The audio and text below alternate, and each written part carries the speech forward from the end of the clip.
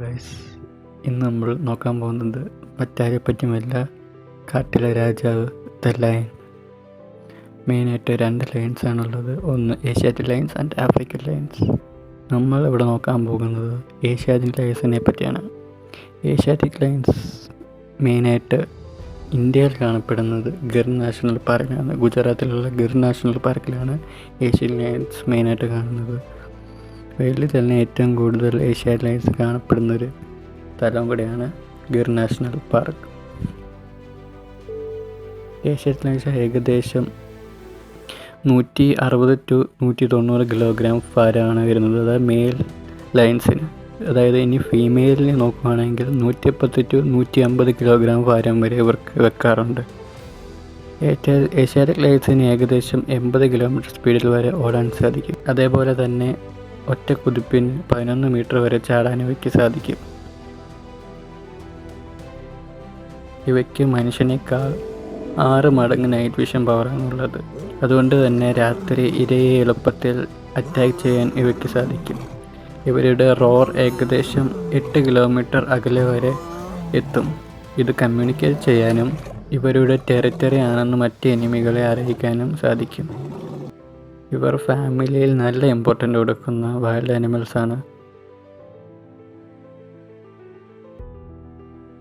നമ്മളിൽ ചിലരെ പോലെ ഇവർ വളരെ മടിയുള്ള കൂട്ടത്തിലാണ്. 10 to 20 മണിക്കൂറാണ് ഇവർ റെസ്റ്റ് എടുക്കുക. ആവശ്യമുണ്ടെങ്കിൽ മാത്രമേ ഇവർ ഇര പിടിക്കാൻ പോകൂ. ഇനി ഇവരുടെ അറ്റാക്കിംഗ് സ്റ്റൈൽ എങ്ങനെ നമുക്ക് നോക്കാം. ഗൈസ്, ലയൺ ബ്രൈഡിൽ ഫീമെയിൽസാണ് അറ്റാക്കിന് പോകുന്നത്. കാരണം ഇവർ സ്ലിം ആയതുകൊണ്ട് ഇവർക്ക് വേഗത്തിൽ ഓടാൻ സാധിക്കും. അപ്പോൾ മെയിൽ ലയൺസ് എന്ത് ചെയ്യും? ഇവരാണ് പ്രൊട്ടക്ഷൻ ഒരുക്കുന്നത്. ഈ ഫീമെയിൽ ലയൺസിന് പ്രൊട്ടക്ഷൻ ഒരുക്കുന്നത് മെയിൽ ലയൺസ് ആണ്.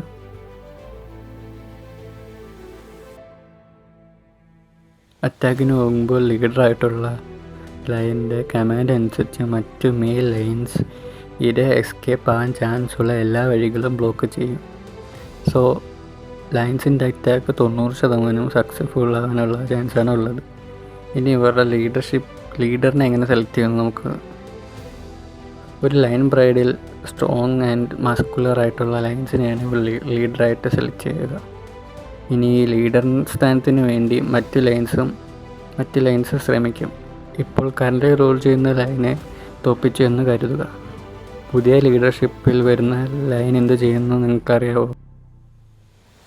പുതിയതായിട്ട് ലീഡർഷിപ്പിൽ വന്ന ലയൻ പഴയ ലീഡർഷിപ്പ് ഇരുന്ന സമയത്തുള്ള ലയൻ്റെ കുഞ്ഞുങ്ങളെ ഇവ കൊന്നുകളയും. എന്തിനാന്ന് വെച്ചാൽ പഴയ ലീഡറിൻ്റെ തലമുറ അവിടെ വളരാൻ അനുവദിക്കാതിരിക്കാനാണ്. അപ്പോൾ ഇത്രയേ ഉള്ളൂ ഗൈസ് ഇന്നത്തെ വീഡിയോ ഇഷ്ടപ്പെട്ടാൽ മാത്രം സബ്സ്ക്രൈബ് ചെയ്യാൻ ശ്രമിക്കുക.